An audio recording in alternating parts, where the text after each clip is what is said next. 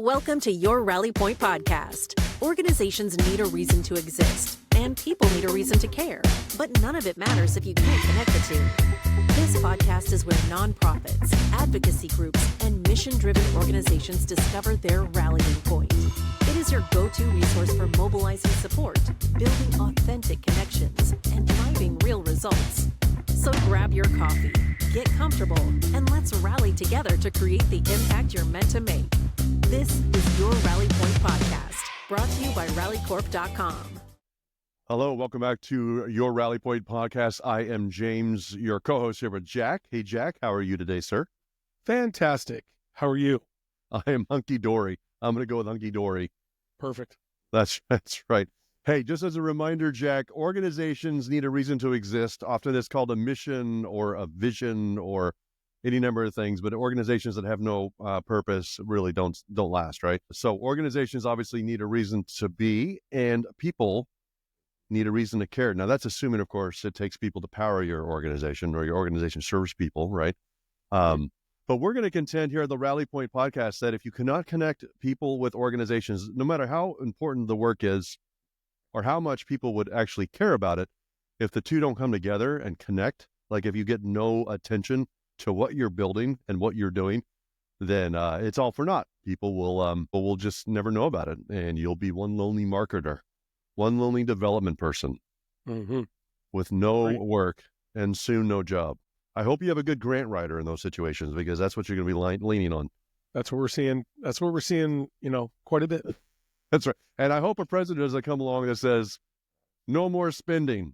Like, I hope that doesn't happen. Yeah.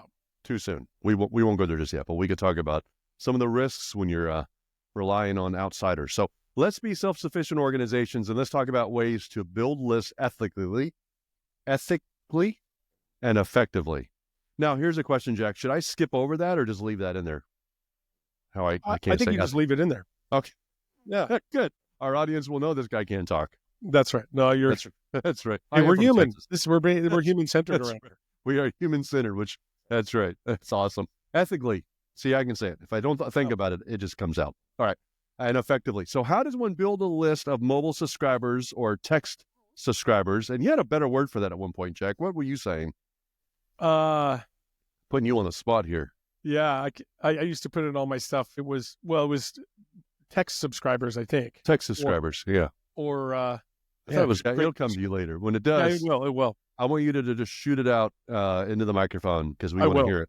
But it was basically, I was saying mobile opt-in, mobile subscribers, but you came up with a way to say that I thought was cleaner. So we'll need to go back and look at those emails. Okay, so we're going to talk about the importance of permission-based marketing, not just for text messaging, by the way, email, right? There are rules that exist, and for good reason. We are San Diego, California. You're of course up in Seattle, but we are primarily our team is in the U.S. We do have some teams internationally. We have clients internationally. We're going to talk mostly about U.S. today, but we do have a fair number of customers up in Canada. I don't know if you know this, Jack. I think you do. We have a client in South Korea. Did you know that? I didn't. No, yeah, I did. I find that fascinating. Yeah, somebody out in South Korea is on our platform, has U.S.-based fundraising, runs a radio show, and uses us for engagement. And then we have a number of customers in Europe and Australia. We've got two in Australia, I think. A lot of international nonprofits based in the U.S. that will then, of course, move or have offices elsewhere. So they'll have phone numbers elsewhere, obviously. So all that to say, we're going to focus primarily on the United States of America. But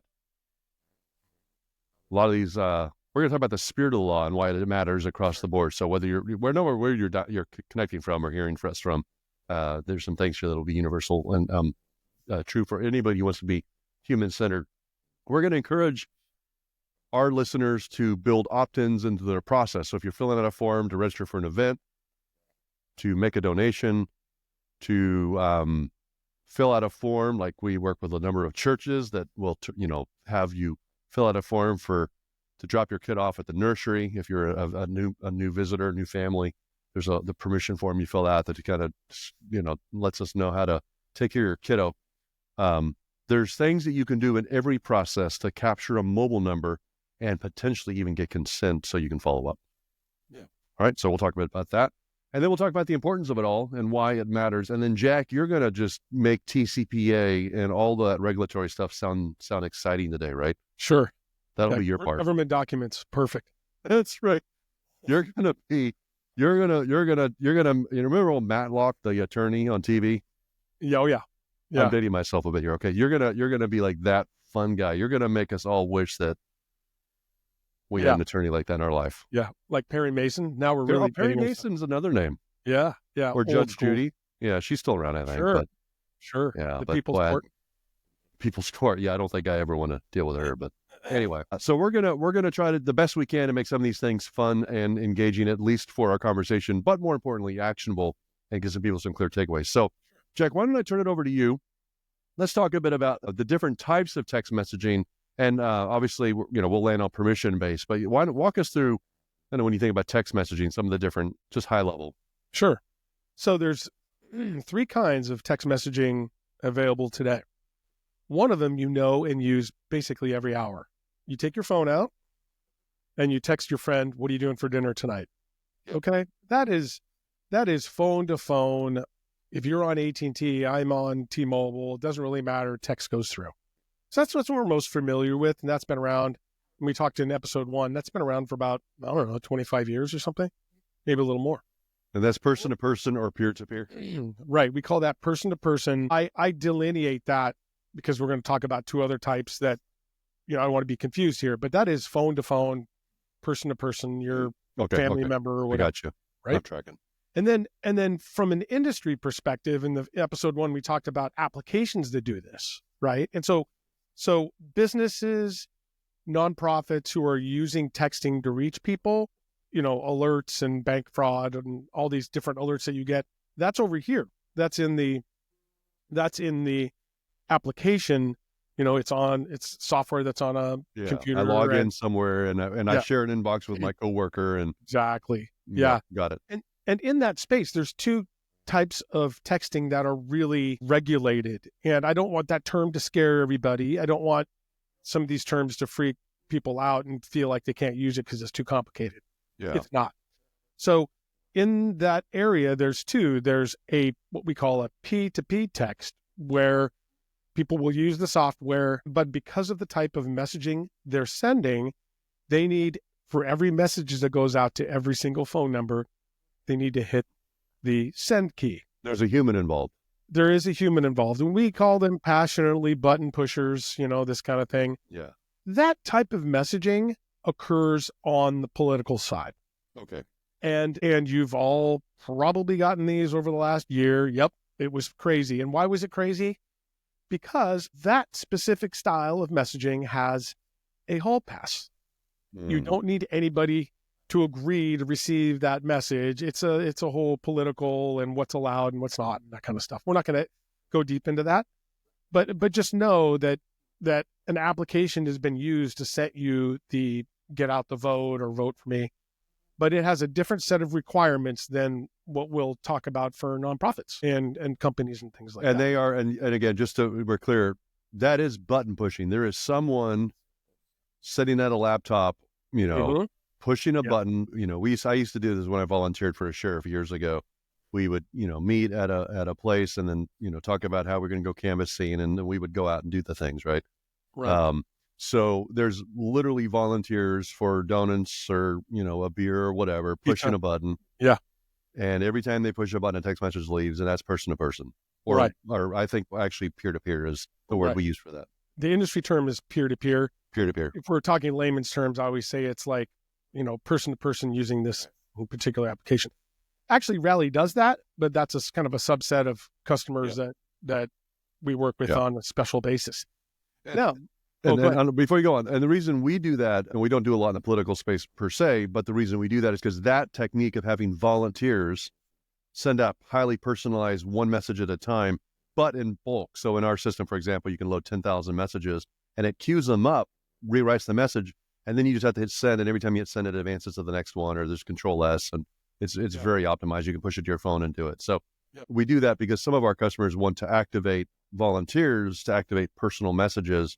Or in my case, I have a small list of high net worth individuals that I call ambassadors that collectively make up about 75 to 80% of my, my OpEx, my operating budget for my nonprofit.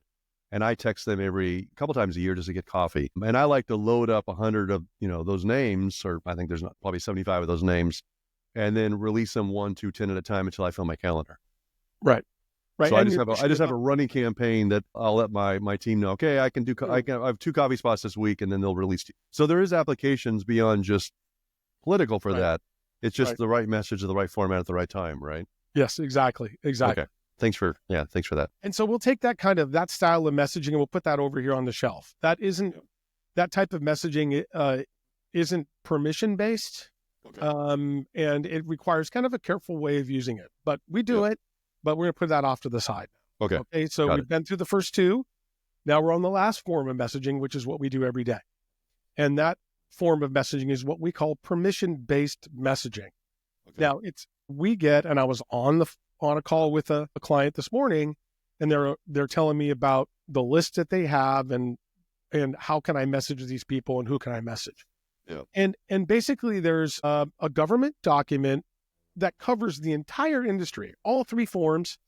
It covers phone calling and robocalling and all these other things. Yeah, fax machines, right. Yep. That document is called the Telephone Consumer Protection Act, TCPA. The term gets thrown around a lot in a punitive way, like you're violating this and everything else. It is essentially, over the years, been a set of guidelines for all of us to use phone calling and messaging in the right way. It's really a how-to playbook. It is. Yeah. There's a member of our team, a compliance officer, Jack, that actually reads that for pleasure. I read it when I can't sleep. Yeah. No thanks. Yeah. I've read it years ago, and it's changed and been modified, but I love it. It's kind of it's our Bible. It's the foundation of kind of how to reach out people in the right way, calling and things like that. Okay. Now we talked about, P2P messaging and how you don't necessarily need permission from someone to send them a message, because you're sending it to them at a push of a button, almost like you'd send it to them with your phone. Yeah. Now, application to peer, what we call A2P, means, and TCPA is very clear on this, that we're using an application, Rally software, to send one message to many people. Yeah, all at once. Instead of one-to-one. Yeah. So in that case, people need to be engaged with your nonprofit. Yeah. And what does engaged mean? Well, here at Rally, we want someone to get officially into a texting program.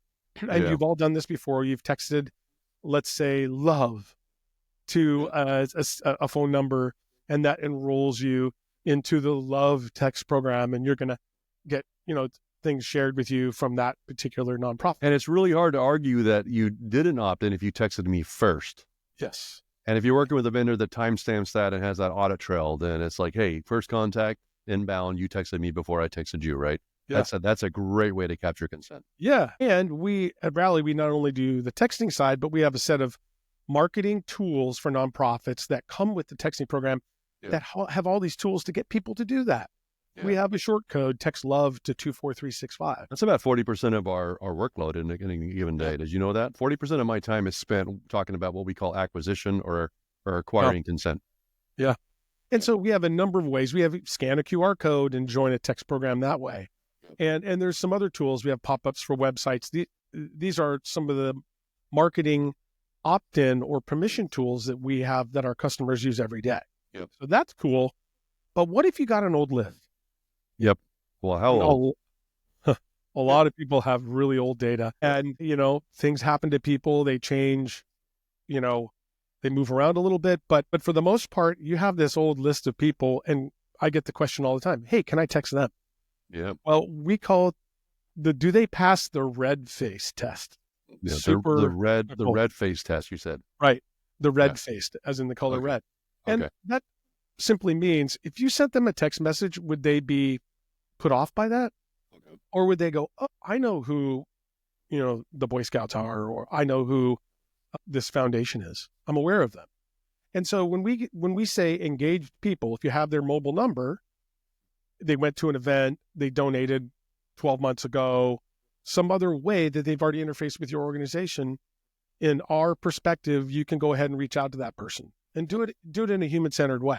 Sure. So they don't have to, nonprofit texting lies somewhere between the very loosely controlled P2P messaging that we talked about Yeah. and the very tightly controlled consumer messaging that you get from banks and brands that you love. You have to opt in over there. That's super solid, no doubt about it.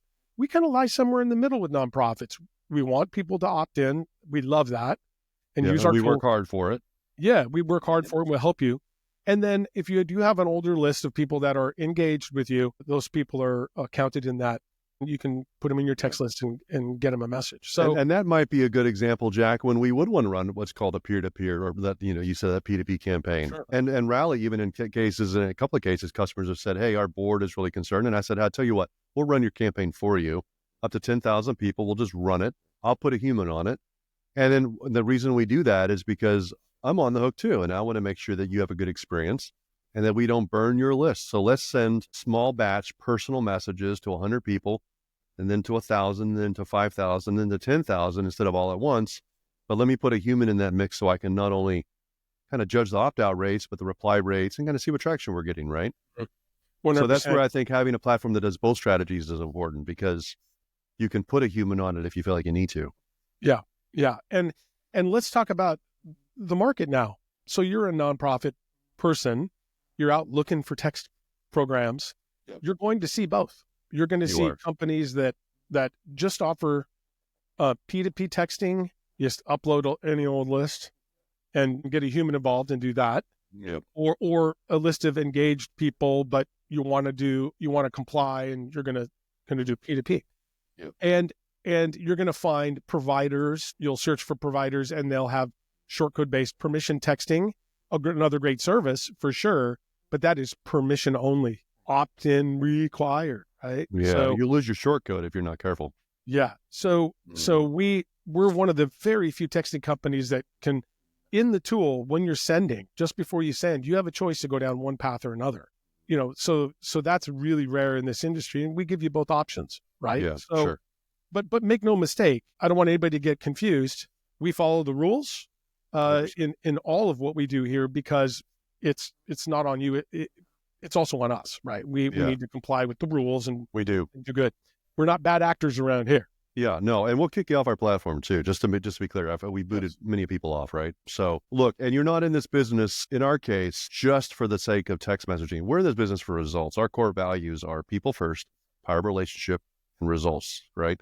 So everything we do is a guiding. Those are guiding principles for everything that we do. All of our behaviors as a company and the software that we build. So we're looking for tools that help our customers build relationships. So let's talk about that specifically.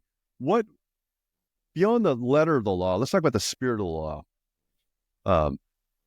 I wouldn't encourage texting just for texting's sake. The whole point is to build relationship and to build that staying power, that I exist and this is my purpose, and you have an alignment with that, at least as you did at one point, you donated.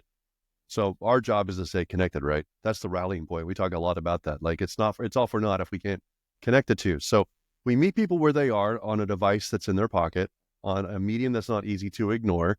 And now our job is to move them to act, or to mobilize them or rally them around our cause, right, Jack? So let's talk about permission-based marketing. How do we encourage people to opt in? If we want to grow our list to be mostly people who have opted in, what are some strategies to allow us to do that? Yeah, I mean, that is very basic, and it happens in all kinds of this style of texting. But you just want to get somebody's eyeballs on your text, and you want them to act right away, right? But if you haven't reached out to somebody, like let's take this down to a personal level. You haven't talked to your friend for 6 months, and you send them a text saying, "Join me Saturday. I'm buying pizza. Help me move."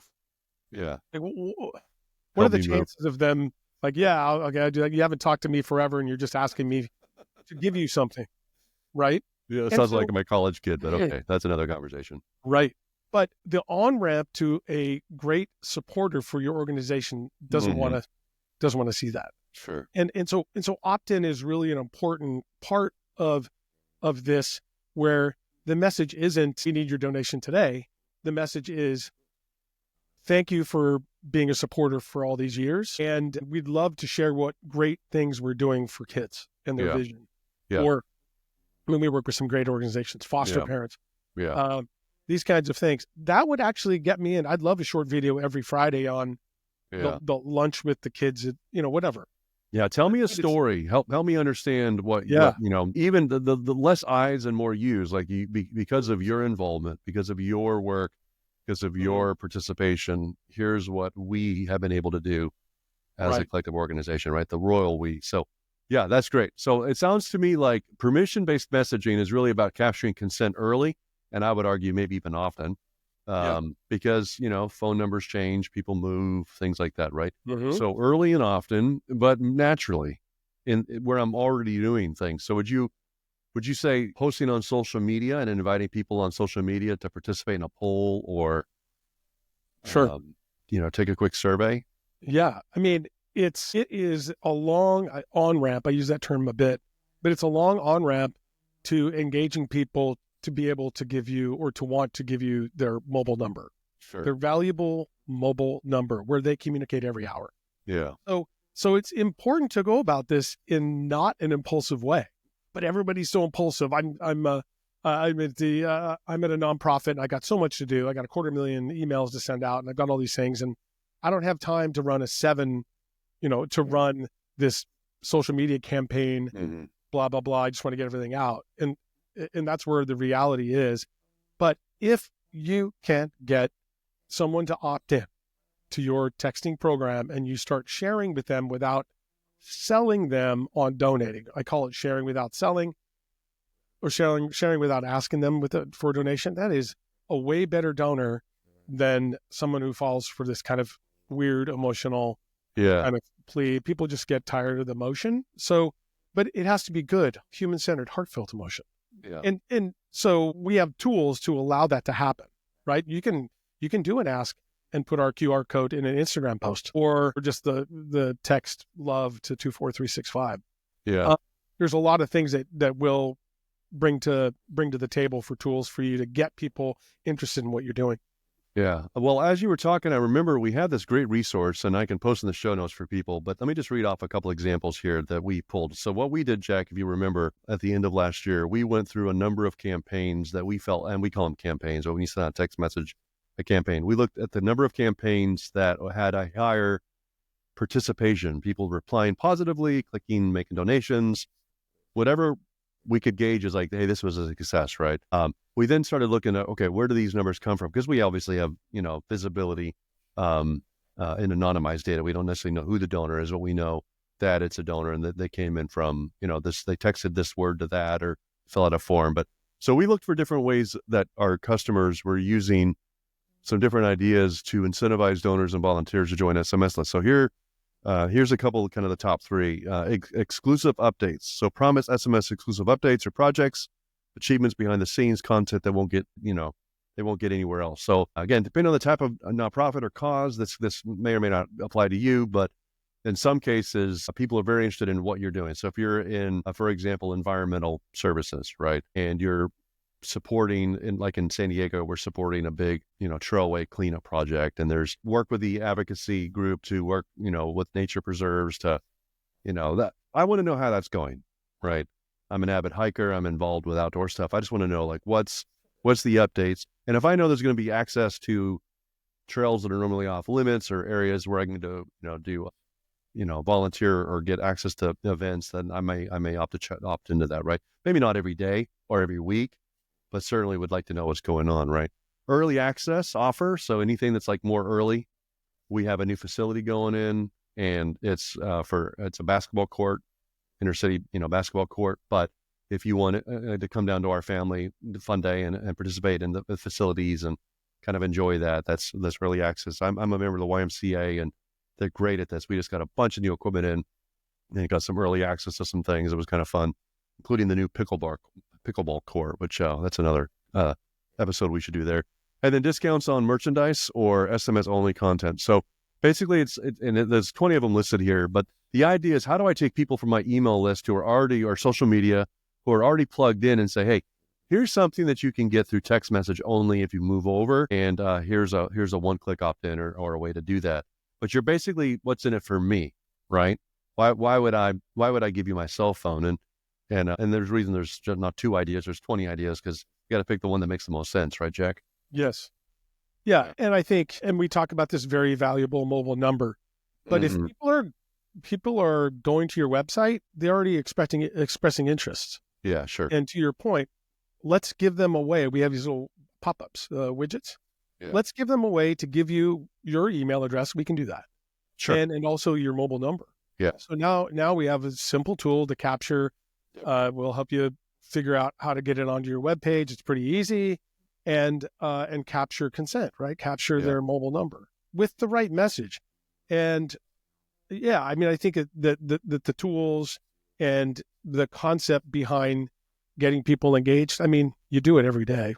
Yeah. I mean, we see a ton of these nonprofits that are, small, under 1 million, but we see tens and tens of them already doing this good work, engaging people. So it doesn't have to be this concept of capturing opt-in and doing some of this, you're already doing anyway. Yeah. We're just allowing you to do it in an easier way. Sure. So it shouldn't be really a huge hurdle to understand what we're doing here. It's common practice if you're in a nonprofit. Definitely. Yeah. And you'll see a lot of consumer brands do this. There's a number of products. If you spend any time on the web, you'll come across a website where there's a offer, right? And you give them an email. They lead with an email because they know, low barrier, just like our little widget, you can lead with email.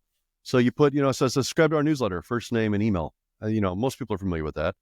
And then on the thank you page, when they submit, it says thank you, which you consider opting into text message. On your mobile, it's one button opt-in. If you're on a desktop, then of course you put in your phone number and check the checkbox. Unless we've cookied you and we know who you are, then we might fill in your phone number automatically, right? That's a feature we just added. So, but here's the thing that we're learning. Okay, maybe only 2, maybe 3 out of 10 people will do that second step. But if 20-30% of the people that sign up for your newsletter are also giving you permission to text them, that would be a win, right? Sure. It's not like I need thousands of phone numbers, Jack. Our open rates and our conversion rates, and we talked about this in a previous episode, so I won't belabor the point here. But when you're getting 8 times the clicks on text message, and we guarantee 15% as a company, we'll put money in the coffers for you. We don't need a huge list. Right. These are highly passionate people. Yeah. So newsletter sign up is a natural place. I'm giving you my email. Ask for a phone, either in line on the same form or on the thank you page if you want to get creative, so that it's not a barrier, right? Don't make it required, but you can make it optional. And then, of course, the next place naturally is in a donation.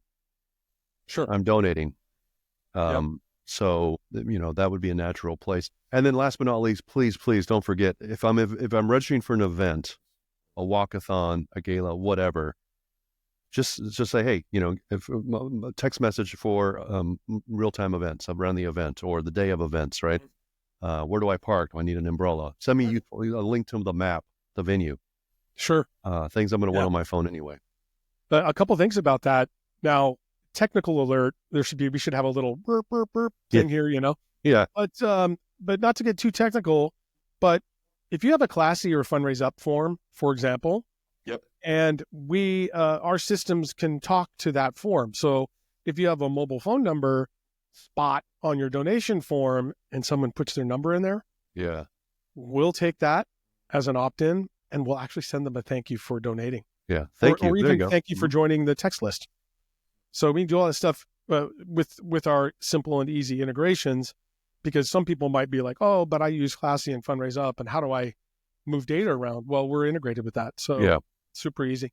And Give Butter and any of the tools, Boomerang, Kindful, we're integration with all of them. So, and now a new integration with not Donor Perfect. We do Donor Perfect as well, but a new one with Blackbot, which we're really excited about. So, so here's my promise to our listeners. Just a quick recap. TCPA is a guideline as much as anything that stipulates kind of a process by which consent is captured. We at Rally Corp look for the red face test, which we would go above and beyond the spirit of the law. Look at the letter, not beyond the letter of the law, look at the spirit of the law. Almost misspoke there, but looking at the spirit of the law to say, hey, can we send messages? And let's start with gratitude potentially. But if you are not currently capturing consent on your website, let's start with that. And let's use Rally's little widgets and forms and tools, pop-up forms, to begin to at least build consent. Because here's what I know to be true, Jack. If you haven't been getting clear consent in the last 12, 24 months, and you don't act today, you will not have consent in the next 12 months, right? Yeah. And so I would argue that it's only going to get more and more difficult. Hence, why we're spending so much of our time focused on acquisition of consent. So work with a vendor that will help you with that for sure. Yeah. And I would say, even if you don't engage with us right off, you want to get that mobile number for a lot of different reasons, texting and other maybe CRM type of verification of who people are and things like that. And look, we're a text messaging company, but on most of my forms, I lead with email. I capture cell phone on the second step. But if they don't trigger on the second step, I trigger an email that then requests a one-click opt-in, or I'll build a resource that I deliver only through text messaging or an exclusive offer or something like that, right? So we're always working to build that into the process. It's not a one and done. Obviously, there's a process there, but it's not complicated. It's really not. We've got the templates, and there's just really 2 or 3 natural ways to do that, I think. Yeah, it's interesting as we go through the machinations of all this regulatory stuff and everything else. At the end of the day, we've got 30 plus years of experience sitting on this side of the microphone. Sure. And we're able to walk through all that, for people who are interested in doing this. And so they don't have to become experts on it. We're the experts. And what we're mentioning here is all the stuff that we know and live every day. So it's important for people to know that it's not that hard, right? Yeah. But we want to inform people because there's always questions. There is, yeah. And if you have an older list, let's talk about ways to activate it either through peer-to-peer or through application to person. But let's talk about ways to activate that list and see if we can't re-energize. Those are some of my favorite projects, Jack, because there's probably a list that they're collecting dust that no one's working anyway. What if we were to enrich and reactivate those people, right? Sure. And in future episodes, we'll talk about trace routing, where we can take a street address and tell you the mobile numbers registered at that street address. Magic. That's a wizard. Magic. That's wizards and warlocks and crazy magic, black magic. I love it. Give me an address and I will give you the cell phone for everybody at that house. Now, does that mean you can text them? Nope. But there is a strategy to reach out to them, and mobile geofencing and mobile retargeting on Facebook. So you want to retarget them on a phone at a conference or what have you. Now you're talking. That's a little bit more advanced. We'll get there. But if I have your cell phone, I can do a lot with that information. And it doesn't necessarily have to be a text message. It could just be a personal call. But sure. Talk about ways to scale that. Direct mail piece. Mm-hmm. Mm-hmm. All right, Jack, any closing thoughts? I think we are right at time, maybe even just a few minutes over. So we owe our listeners a gold nugget for staying on 2 minutes past our normal time. So what are we going to tell them? Drop a bomb on them. Texting doesn't have to be complicated. Don't be scared of the regulations and the terms people throw around. We're the experts here, and we'll take the load on that. And just kind of like follow our lead in the beginning, and you'll be in great hands. Yeah, and work with a vendor that will take your call and be accountable. I have never had a customer, knock on wood, get in serious trouble. And the times that we got a notification of a violation or something like that, we've worked hand in hand. In fact, I've told every customer that said, "Hey, we got a notification. I'll just take care of it and then loop you in." And so we will do all the heavy lifting for you. That's why we have a compliance person on payroll, so that you don't have to. Perfect. All right, Jack. Well, thank you for your time as always. This is your Rally Point podcast. In our next episode, we are going to talk about the types of text messages. Because did you know, Jack, there's 4 types of text messages that we've identified? In the millions and millions of messages that we've sent, there's really just boiled down to 4 categories of messages. We're going to tell you those 4 in our next episode and do a deeper dive into that. So we're going to go beyond just solicitation. That's one type. There's 3 more. Awesome. Tune in next time and I'll tell you what that is. Can't wait. All right. Text coach to 24365 or stop by our website at rallycorp.com. Push our 1-button opt-in. In fact, if you go by rallycorp.com, do me a favor. Do that on your desktop. And look at the bottom right-hand corner, you'll see a form. And then pull it up on your phone and look at that same little orange button. It's a 1-button opt-in. That quick to capture a phone number. So stop by rallycorp.com with our 1-button opt-in. Opt into coaching. You'll get weekly tips and advice with a phone you can call and talk to a human or reply to a message. And there will be a human on the other end that can help you. How does that sound, Jack? It's the way we roll around here. Sounds like human-centered. All right, everybody. Thank you so much for your time. And Jack, thanks as always. We'll catch you in the next episode. Bye-bye now. Okay.